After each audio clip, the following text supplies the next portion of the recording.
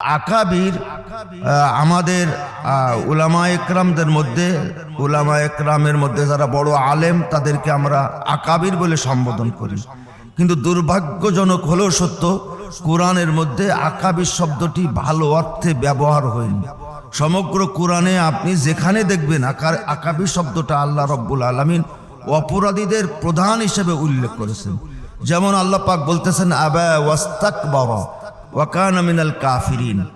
ইবলিস শয়তান সে আল্লাহর বিধানকে অমান্য করলো, অতঃপর আকাবির হয়ে গেল। তার মানে এই পৃথিবীতে প্রথম আকাবির হলো ইবলিস শয়তান, যে আল্লাহ পাকের আইন অমান্য করে যারা নিজেদেরকে সবকিছুর ঊর্ধ্বে মনে করে এবং যারা অহংকারী, মূলত তারাই আকাবির। কোরআন হাদিসে ইসলামে এমন কিছু শব্দ আছে যে শব্দগুলির অর্থ এবং ব্যাখ্যা এর সাথে আমাদের ঈমান এবং চেতনা জড়িত। এই জন্য শব্দগুলির অর্থ, ভাষা এবং এর ব্যাখ্যা আমাদের জানা দরকার, উপলব্ধি করা দরকার। যেমন রসুল, রসুল এমন একটি শব্দ, রসুল মানে বার্তাবাহক। রসুল মানে হলো যার উপরে ওহী অবতীর্ণ হয়, প্রবৃত্তি তাড়নায় যারা কথা বলতে পারেন না তাই বলেন, যা তার প্রতি ওহী অবতীর্ণ প্রত্যাদিষ্ট হন।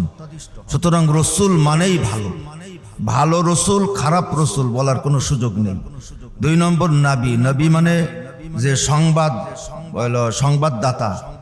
পূর্বের রসুলদের শরিয়াত যিনি প্রচার করেন তাদেরকে নবী বলা হয়। আল্লাহ বলেন নবী আউলা বিল মুমিনিন, মোমেনদের মধ্যে সব থেকে উত্তম হচ্ছে নবী মোমেনদের মধ্যে। 3 নম্বর হচ্ছে সাহাবি, সাহাবি মানে হলো সাথী। সাথী মুহাম্মদ সাল্লাল্লাহু আলাইহি ওয়াসাল্লামের কে জীবদ্দশায় যারা ইমানের সাথে আল্লাহ রসুলের আদর্শের সাথে একাত্মতা যারা পোষণ করেছেন এবং মৃত্যু পর্যন্ত সেই আদর্শের উপরে যারা ছিলেন তাদেরকে সাহাবি বলা হয়। সুতরাং ভালো সাহাবি, খারাপ সাহাবি বলার কোনো সুযোগ নেই। ভালো নবী, খারাপ নবী বলার কোনো সুযোগ নেই। ভালো রসুল, খারাপ রসুল বলার কোনো সুযোগ নেই। রসুল মানেই ভালো, নবী মানেই ভালো, সাহাবি মানেই ভালো। 4 নম্বর হচ্ছে ওলি, ওলি মানে বন্ধু। ওলি এর ব্যাখ্যা 2 রকম হতে পারে, আল্লাহর ওলি, শয়তানের ওলি। এখন ভালো ওলি, খারাপ ওলি। আলেম এর ব্যাখ্যা 2 রকম হতে পারে, ভালো আলেম, খারাপ আলেম। ভালো আলেম এই ব্যাপারে আয়াতও আছে, হাদিসও আছে। খারাপ আলেম এই ব্যাপারে আয়াতও আছে, হাদিসও আছে। তারপরে হচ্ছে ইমাম, ইমাম মানে হলো নেতা। খারাপ ইমাম, ভালো ইমাম। ভালো ইমামেরও আয়াত আছে, হাদিস আছে, খারাপ ইমামেরও আয়াত আছে, হাদিস আছে। কিন্তু আকাবির আমাদের উলামায়ে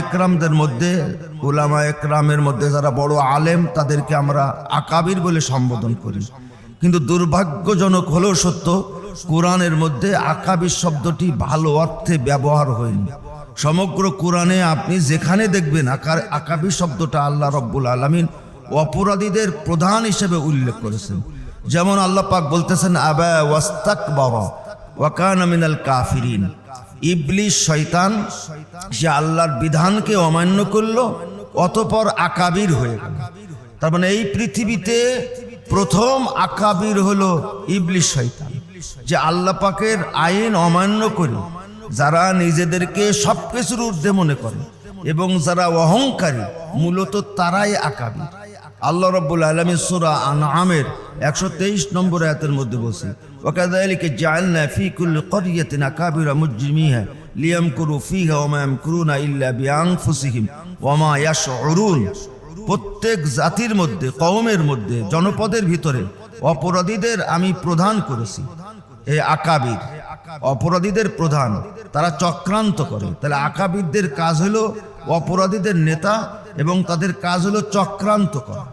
আল্লাহ রাব্বুল আলামিন সূরা ফাতিরের মধ্যে বলতেছেন, সূরা সাবার ভিতরে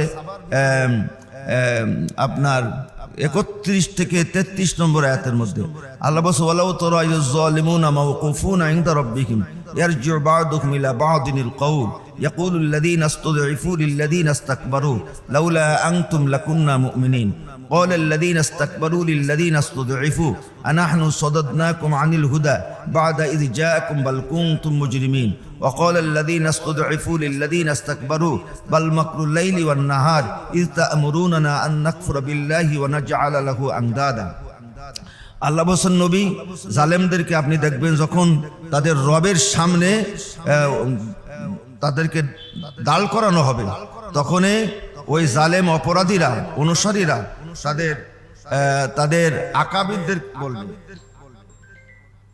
তাদের আকাবিরদেরকে বলবে যে তোমরা যদি না থাকতে তাহলে আমরা মোমেন হতাম।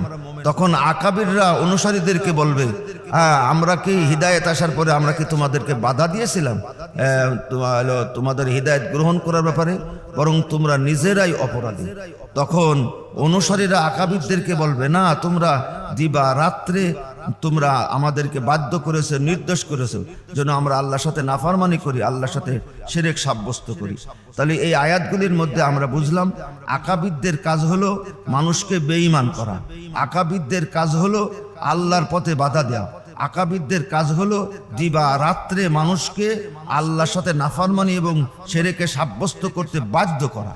সূরা ইব্রাহিমের মধ্যে আল্লাহ বলতেছেন, ফাকালাদ দুআফাউ লিল্লাযিনা ইসতাকবারু ইন্না কুন্না লাকুম তাবআন ফাহাল আনতুম মুগনুনা আন্না মিন আযাবিল্লাহি মিন শাই ক্বালু লাউ হাদানাল্লাহু লাহাদাইনাকুম সাওয়াউন আলাইনা জাযি'না আম সাবারনা মা লানা মিন মাহিস وقال الشيطان لما قضي الأمر إن الله وعدكم وعد الحق ووعدتكم فأخلفتكم وما كان لي عليكم من سلطان إلا أن دعوتكم فاستجبتم لي فلا تلوموني ولوموا أنفسكم।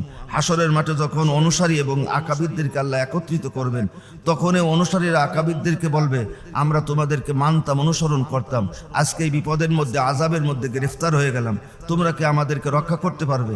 তখন আকাবিররা বলবে, লাউ হাদানাল্লাহু লাহাদাইনাকুম, আমরা যদি সঠিক পথে থাকতাম তাহলে তোমাদেরকে সঠিক পথ দেখাতে পারতাম, আমরা নিজেরাই ছিলাম পথভ্রষ্ট, তোমাদেরকে পথ দেখাবো কেমনে? তখন আকাবিররা আরো বলবে, আমরা সব সমান, কেউ আকাবিরও না, কেউ অনুসারীও না, সাওয়াউন আলাইনা জাযি'না আম সাবারনা, ধৈর্যচ্যুত হও, ধৈর্য ধারণ করো। আজকে আকাবিরদেরও কষ্টে, অনুসারীদেরও কষ্ট। এলো কোরআনের আয়াত। তখন আকাবিররা আরো বলবে যে আল্লাহর কথা সত্য ছিল, দলিল ছিল, যারা আল্লাহর কথা বলেছে, কোরআনের আয়াত খুলে খুলে বলেছে, তোমরা তার কথা শোনোনি। ইল্লা আন দাআতুকুম, আমার চরিত্র ছিল আমি ডাক দিলাম আর আমি তোমাদের ভাব দেখালাম, আমি কিছু কথা বললাম, তোমরা আমার কথা তোমরা গ্রহণ করলে, সুতরাং আমি তো বাধ্য করিলাম না। ফালো তালুমুনি ওয়ালুমু আনফুসাকুম, আমারে গালাগালি দিয়ে ভর্ৎসনা করে লাভ নেই। ওয়ালুমু আনফুসাকুম, কুরআন সুন্নাহ থাকার পরও অন্ধভাবে তোমরা আমার কথা মানলে কেন? এই জন্য তোমরা নিজেরা অনুতপ্ত হও, লাঞ্ছিত হও আর এবং অনুতপ্ত হও। এগুলো কুরআনুল কারীমের আয়াত। এভাবে করে আল্লাহ রাব্বুল আলামিন সূরা নূহের মধ্যে আলোচনা করেছেন আকাবিরদের সম্পর্কে। আকাবিররা মূর্তি পূজার পক্ষে ভূমিকা রেখেছিল নূহ আলাইহিস সালাতু ওয়াস সালামের বিরুদ্ধে গিয়ে। ওয়ামাকারু মাকরান কুফারা ওয়া ক্বালু লা তাযারুন্না আলিহাতাকুম ওয়াদ্দা ওয়ালা সুওয়াআন ওয়ালা ইয়াগুস ওয়া ইয়াউক ওয়া নাসরা। এই যে মূর্তির নাম, এই সমস্ত মূর্তির পক্ষ অবলম্বন করেছিল আকাবিররা। সূরা আহজাবের মধ্যে আল্লাহ বলেছে, রব্বানা ইন্না আতা'না সাদাতানা ওয়া কুবারা'না ফাআদাল্লুনা সাবিলা। হাশরের মাঠে জাহান্নামীরা বলবে যে আয় আল্লাহ, আমরা আমাদের সর্দার এবং আকাবিরদেরকে আমরা আনুগত্য করতাম, ফাআদাল্লুনা সাবিলা, তারা আমাদেরকে পথভ্রষ্ট করেছে।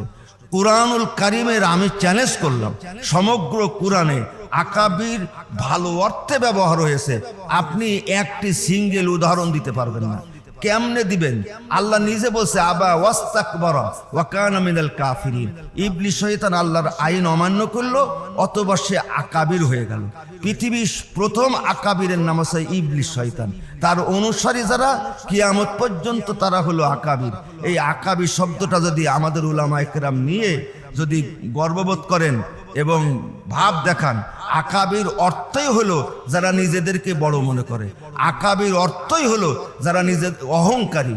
সুতরাং অহংকারী প্রধান হয়ে এবং নিজেদেরকে সবকিছুর ঊর্ধ্বে মনে করে যদি আপনি জান্নাতে যেতে চান তাহলে পরকালে দেখা যাবে। তবে আকাবির মানেই খারাপ।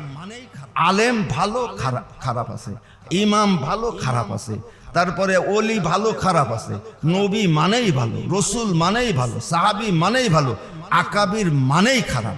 যদি কারোর মধ্যে বিন্দু সরিষা পরিমাণ ঈমান থাকে তাহলে কোনো মুসলমান তার প্রধানকে আকাবির বলতে পারে না। আল্লাহ পাক